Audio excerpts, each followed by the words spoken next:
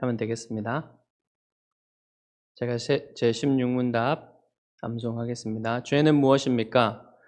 죄는 하나님과 아무 상관없이 삶으로써 하나님께 반역하며 그의 법으로 그가 요구하시는 상태에 있지 않거나 그가 요구하시는 행동을 하지 않으면서 그가 창조하신 세상에서 그를 거부하거나 무시하는 것입니다. 이는 우리의 죽음과 모든 피조물의 분열을 초래합니다. 예. 암송하는 게 쉽지가 않지만 암송을 하면은 치매 예방에도 도움이 되고 또 머리가 좋아집니다. 자꾸 안 외워지는 거를 외우려고 하면은 머리도 좋아지고 또 필요할 때 우리가 암송한 것이 우리의 영혼을 지키는 믿음의 방패로서 사용할 수 있는 좋은 도구이기 때문에 여러분 열심히 암송하시기 바랍니다. 17문답을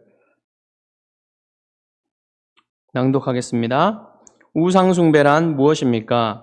우상숭배란 우리 소망과 행복과 의미와 안전을 위해 창조주보다 피조물을 신뢰하는 것입니다.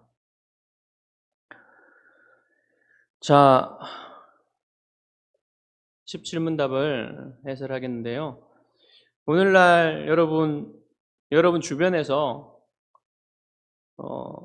신상에다가 절하는 사람들을 보기는 힘들죠. 물론 뭐 오늘날에도 뭐 불상이라든지 또 여러 일본 같은 데는 또 신도가 광범위하게 퍼져 있어서 우리나라 같은 나라가 아닌 인도나 일본 같은 그런 여전히 우상 숭배하는 우상을 직접 그렇게 신상을 갖다 놓고 거기에 절하고 섬기는 그런 곳들도 있지만 대체로 서구화된 세상 또는 현대화된 세상에서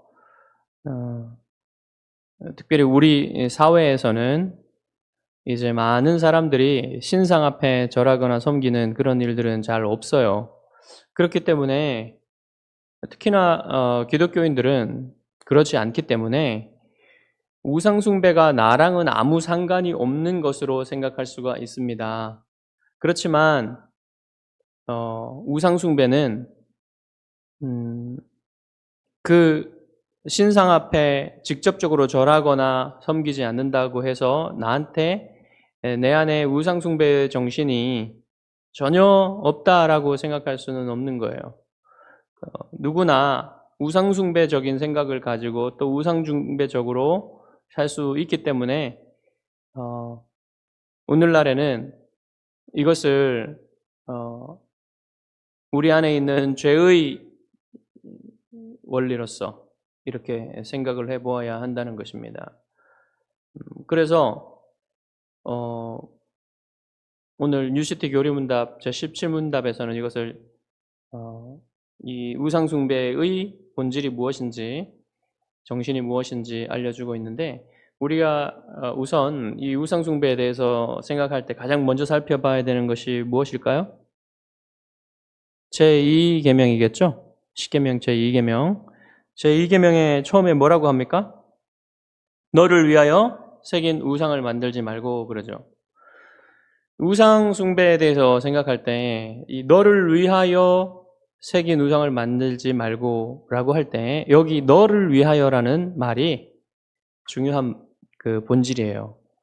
우상 숭배는 자기 자신을 위해서 그 우상 숭배를 하는 사람 자기 자신을 위해서 한다는 말입니다. 그러니까 그 우상을 위해서 하는 것이 아니라 그 자기가 섬기는 그 신상이나 그 신상이 대표하는 상징하는 그 신을 위해서 하는 것이 아니라 자기를 위해서 한다는 거죠. 자기를 위해서 우상 숭배한다는 것이죠.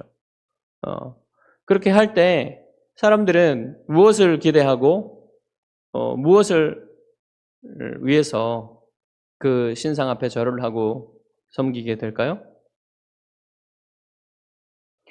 자기를 위해서라는 거예요. 자기를 위해서라는 것은 어떤 뜻이냐면 뭔가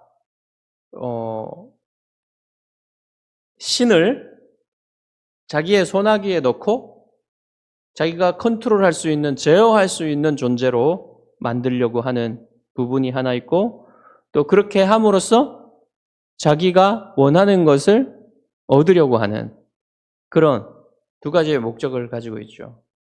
자, 그러나 이 우상 숭배는 그것을 우리에게 주지 못한다는 데 문제가 있습니다.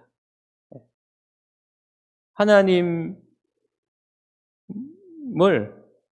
참 신이신 하나님을, 만약에 그런 우상이, 그 신상이 하나님이라고 생각을 한다면, 신이라고 생각을 한다면, 그것을 자기 마음대로 컨트롤하고 이렇게 할 수 있는 존재라고 생각하는 것 자체가 하나님의 진노를 촉발하는 거예요. 하나님의 진노를 불러오는 겁니다. 그렇기 때문에 우상 숭배는 아주 악한 죄이고요. 하나님이 정말로 미워하시는 죄이고요. 두 번째로는 그것으로는 자기가 얻으려고 하는 것을 얻을 수 없다는 게 문제예요. 행복을 얻을 수가 없어요. 얻고 싶은 게 있으면 우상 앞에 가서 절을 하고 빌고 이렇게 하면은 그 우상이 들어주면 좋겠는데 그럴 힘이 없는 거예요, 우상은. 그래서 이중적으로 문제가 있는 것이죠. 악하기도 하고 어리석기도 한 것입니다, 우상 숭배는. 자, 그런데 오늘 17문답에서는 이러한 우상 숭배의 이면에 있는 정신 또는 죄, 이것이 무엇인지 우리에게 아주 간결하게 요약해 주고 있어요. 뭐라고 하는지 한번 보겠습니다. 한번 같이 볼까요? 우상 숭배란 우리 소망과 행복과 의미와 안전을 위해 창조주보다 피조물을 신뢰하는 것입니다. 뭐라고 합니까? 창조주보다 피조물을 신뢰하는 것인데 무엇을 위해서요? 우리 소망과 행복과 의미와 안전을 위해서라 그러죠. 자, 여기에 자기를 위해서가 무슨 뜻인지 더 풀어놓고 있는 겁니다. 자기를 위한다는 것은 구체적으로 소망과 행복과 의미와 안전을 추구한다는 거예요. 여러분, 이 네 가지는 사람들이 모두 얻으려고 하는 거예요. 소망, 행복, 의미, 안전. 생각해 보십시오. 이것이 다 아닙니까? 우리가 얻으려고 하는 다 아니에요? 이 네 가지 안에 다 들어가 있는 겁니다, 사실은. 그래서 이 네 가지를 구하려고 한다는 것, 그것이 자기를 위하여의 뜻이에요. 자, 그러면 하나하나 살펴볼까요? 소망은 무엇입니까? 네, 사람 소망이 없으면 살 수가 없어요. 모든 이 네 가지를 다 이제 현세적인 것과 내세적인 것을 다 살펴봐야 됩니다. 소망을 보시면 현세의 삶을 살면서도 우리는 미래에 소망이 있어야만 어떤 희망을 가지고 앞으로의 삶이 좀 더 나아질 것, 어떤 뭔가 좋은 것이 있을 것을 기대하면서 그 소망을 가지고 살아가잖아요. 그런 것이 없으면 계속해서 어떤 삶의 의미를 가지고 삶의 열정을 가지고 이렇게 살기가 힘들죠. 무의미해지죠. 허무해지죠. 소망이 없으면. 그냥 하루하루 의미 없이, 소망이 없다는 것은 그렇게 의미 없이 살아가게 만든다는 겁니다. 그래서 이 세상을, 현세를 살아갈 때도 소망이라는 게 있어야 돼요. 그런데 이 현세에는 무엇인가 앞으로 좀 더 나아지겠다는 그런 소망, 어떤 사람들이 비전이라고 하는, 목표라고 하는, 목적이라고 하는 그런 것들을 가지고 살아갈 수가 있지만, 그렇다고 해도 죽음 이후에는 어떻게 됩니까? 죽음 이후에 대한 소망이 없으면, 내세에 대한 소망이 없으면 가만히 생각해 보면 이 현세에서의 삶에 아무리 비전이 있고 목표가 있고 좋은 미래가 보장되는 그런 꿈이 있다 하더라도 곧 죽을 텐데, 누구나 죽음이 빨리 다가오는데 내세 죽음 이후에 소망이 없는 사람은 허무하겠죠. 그것을 생각하면 생각할수록 더 집중하여 죽음 이후에 대해서 생각하면 생각할수록 답이 나오지 않고 소망이 없는 사람들은 무의미한 것입니다. 삶이 무의미해지는 것입니다. 그래서 여러분 뛰어난 작가들, 이런 고전 작가들, 고전 문학의 작가들은 이런 부분에 있어서 굉장히 민감했어요. 정신적으로 민감해서 그런 부분에 대해서 많이 생각을 했지요. 그래서 어떤 사람들은 이런 일 때문에 살기가 힘들었습니다. 왜? 무의미를 더 철저하게 느끼기 때문에, 이 삶의 무의미함, 허무함을 철저하게 느끼기 때문에 그랬던 거예요. 그런데 우상 숭배가 이것을 해결해 주면 좋겠는데, 소망을 주면 좋겠는데, 우상 숭배는 결코 이런 소망을 주지 않습니다.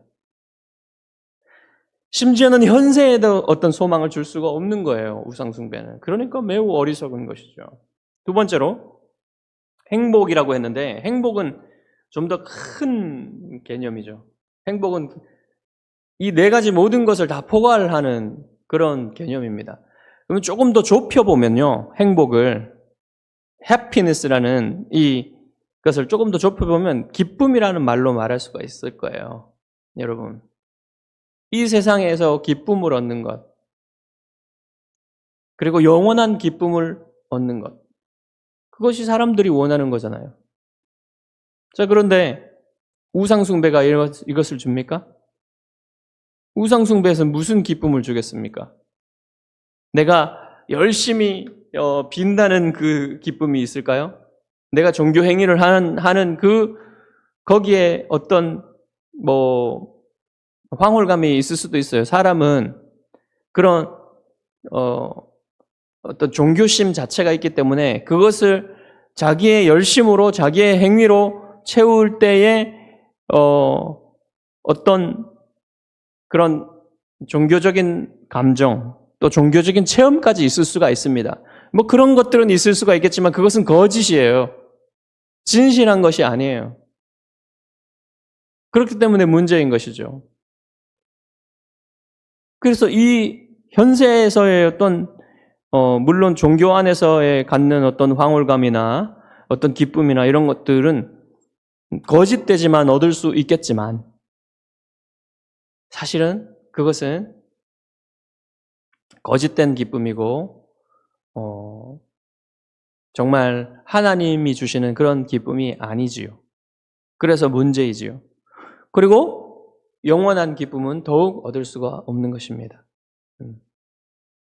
그리고 세 번째로 의미라고 했죠. 의미. 우리는 의미를 찾습니다. 사람들은 여기서 의미는 뭐냐면 삶의 의미예요. 삶의. 우리가 왜 살아가는가? 우리가 무슨 사명을 가지고 이 땅에 태어나서 어떤 것을 이루어야만 하고 어떤 사명을 위해서 살아야 되는가? 이런 게 의미예요. 삶의 의미. 자, 그런데 이 삶의 의미를 생각할 때 여러분 가장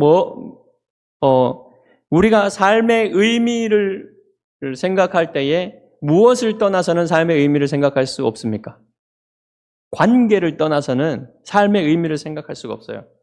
나 혼자 존재한다면 여러분 무슨 삶의 의미가 있겠습니까? 사람들은 혼자 되면 견디기가 어려워요. 여러분 아마 그 캐스트 어웨이라는 영화를 보셨는지 모르겠습니다.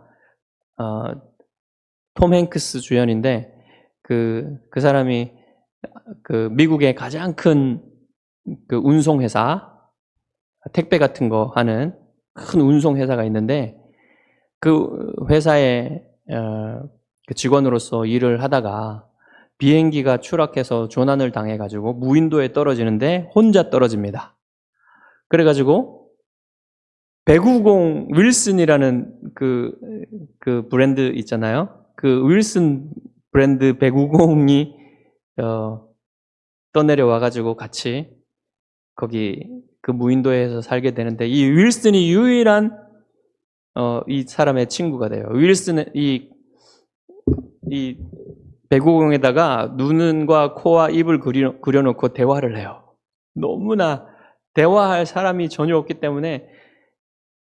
그런데 이제 어찌어찌 해가지고 이 뗏목을 만들어가지고 윌슨을 이제 딱 그 나무에 꽂아가지고 그 앞에 한 100m 정도에 가면은 이제 큰 파도가 오기 때문에 그것을 넘어가기가 힘들어서 그것만 넘어가면 1차 관문은 통과하는데 그것을 넘기기가 너무나 힘듭니다. 근데 그것을 넘어가가지고 이제 대양으로 나갔는데 거기에서 계속 표류를 하고 있다가 폭풍우를 만나면서 이 윌슨이 떠나가고 말아요. 얼마나 그 윌슨이 그 바람에 날려간 것 때문에 얼마나 슬퍼하고 힘들어하는지 이 사람이. 자, 이러한 모습을 보면서 무슨 생각이 듭니까? 사람은 혼자 있을 수 없는 존재예요. 관계의 존재입니다. 그래서 이 세상에서 삶의 의미를 찾고 내가 살아가는 의미를 찾을 때에도 반드시 관계를 생각해 봐야 되는 겁니다. 가족 안에서의 관계, 이웃 간의 관계, 친구와의 관계, 사회에서의 관계, 교회에서의 관계, 더 나아가서 하나님과의 관계. 그러니까 내가 살아가는 이유, 나의 사명은 우리 그리스도인들에게는 하나님과의 관계 속에서 살펴진단 말입니다. 하나님과의 관계 속에서 이 사명이, 이 삶의 의미가 찾아진다는 거예요. 자, 그런데 여러분, 어떻게 우상숭배하는데 삶의 의미를 찾겠습니까? 아니, 단지 돌로 나무로 깎아 만든 그 대상이 어떻게 나와의 의미 있는 존재적인 관계를 맺으면서 거기에서 삶의 의미를 찾고 사명을 찾을 수 있겠습니까? 그런 우상숭배의 종교에서는 그런 게 있을 수가 없어요. 의미를 찾을 수가 없으니까 무의미하죠. 삶의 의미가 없죠. 사명도 제대로 된 사명이 있을 수가 없는 것입니다. 그래서 우상숭배가 문제인 거예요. 그리고 네 번째로 안전이라 그랬죠. 안전이 얼마나 중요합니까? 우리는 다 이 몸이라는 것이 타락 이후로 질병에 걸리고 또 늙어가고 약해져가고 하는, 아무리 그래도 가장 청년 때에 가장 강건한 몸을 가지더라도 연약해요. 인간의 몸은. 그리고 인간의 영혼조차도 불완전합니다. 자기 충족적이지 않아요. 하나님만 충분하신 분이죠, 스스로. 그렇기 때문에 사람은 다 연약합니다. 모든 면에서 연약합니다. 물론 사람은 뛰어난 존재이긴 하지만 이 세상 속에 살아가는 우리들의 모습을 보면 비참하기까지 하죠. 그토록 우리는 연약하고 우리 스스로의 힘으로 모든 것을 해낼 수 있는 그런 존재가 아닙니다. 그래서 보호와 안전, 이것이 필요한데 어떻게 우상이 우리를 보호해 준단 말입니까? 우리를 안전하게 한단 말입니까? 이 세상에서도 내세에서도 우리를 안전하게 하는 그런 우상은 전혀 없죠. 자, 그런데 우상숭배라는 것은 이러한 소망과 행복과 의미와 안전에 있어서 하나님을 의지하지 않고 하나님이 아닌 무엇인가를 신뢰하고 의지한다는 것입니다. 이게 우상숭배라는 거예요. 자, 여러분, 우상숭배가 얼마나 어리석고 또 악한 것인지 아시겠습니까? 우상숭배는 하나님의 질투를 유발하여 하나님의 진노를 불러오는 그런 악한 죄이고, 또한 그것이 하나님이 우리에게 진정으로 주시고자 하시는, 우리에게 정말로 행복을 주시고자 하시는데, 우리에게 샬롬을 주시고자 하시는데, 그 우상숭배적인 추구로는 절대로 그것을 얻을 수 없다는 것. 그래서 참으로 어리석은 일입니다. 그래서 하나님은 우상숭배하지 말라고 하시죠. 다른 신들 섬기지 말고 두지 말고 우상을 만들어 절하거나 섬기지 말라라고 분명히 하나님은 말씀하시는 것입니다. 예, 이 짧게 정리된 이 우상숭배에 대한 이 정의 또는 요약이 참 좋은 것 같아요. 여러분 이것을 딱 외워서 요 4가지 소망과 행복과 의미와 안전을 주지 못한다. 하나님만이 그것을 주실 수 있다 하는 사실을 여러분 마음에 새기시기 바랍니다. 자, 말씀 로마서 1장 21절 25절 거기 드린 거 한번 읽어보겠습니다. 왜냐하면 그들은 하나님을 알았지만 그분을 영화롭게 하거나 감사하지도 않고 오히려 그들의 생각들은 허망하게 되고 어리석은 마음이 어두워졌기 때문입니다. 그들은 하나님의 진리를 거짓된 것으로 바꾸어 버렸고 창조주 대신에 피조물을 더 숭배하고 섬겼습니다. 기도를 같이 읽겠습니다. 창조주 하나님, 주께서 만드신 것들을 숭배한 저희를 용서하소서. 어떤 인격적 존재나 사물도 저희의 소망이나 신뢰의 대상이 되어서는 안 되나이다. 주님만이 자존하시며 스스로 충분하십니다. 주께서만 저희 모든 것 위에 모든 것이 되소서. 아멘. 기도하고 마치겠습니다.